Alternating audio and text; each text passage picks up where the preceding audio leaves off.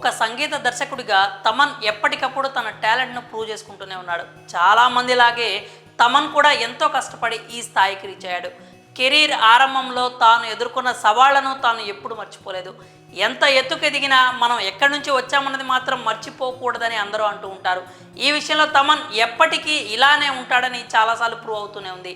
ఇండస్ట్రీలో అవకాశాల కోసం కష్టపడుతున్న వారికి తమన్ సాయం చేస్తూ ఉంటాడని ఎంతోమంది చెప్తూ ఉంటారు. ఇప్పుడు మరోసారి తమన్ తన గొప్ప మనసును చాటుకున్నాడు. టాలెంట్ ఎవరి సొత్తు కాదని, మట్టిలో మాణిక్యాలు చాలానే ఉన్నాయని ఎంతోమంది ఇప్పటికే సోషల్ మీడియాలో నిరూపించుకుంటూనే ఉన్నారు. ఈ క్రమంలోనే తాజాగా ఓ అందగాయకుడైన రాజు పాడిన పాట సోషల్ మీడియాలో బాగా వైరల్ అయింది. ఆర్టీసీ ఎండీ సజ్జనార్ సైతం ఆ గాయకుడి టాలెంట్కు ఫిదా అయ్యారు.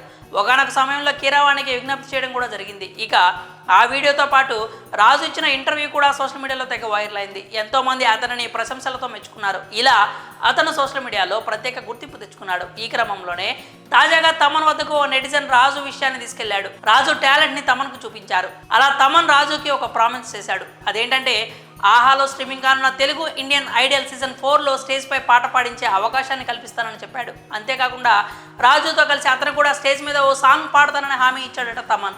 తెలుగు ఇండియన్ ఐడల్ అనేది చిన్న షో అయితే కాదు. అలాంటి స్టేజ్ పై రాజుకు పాట పాడే అవకాశం ఇవ్వడం ద్వారా తమన్ ఎంతో గొప్పవాడు అయ్యాడంటూ నెటిజన్స్ కామెంట్ చేస్తున్నారు. ప్రస్తుతం సోషల్ మీడియాలో ఈ విషయం గురించి పెద్ద చర్చ జరుగుతోంది.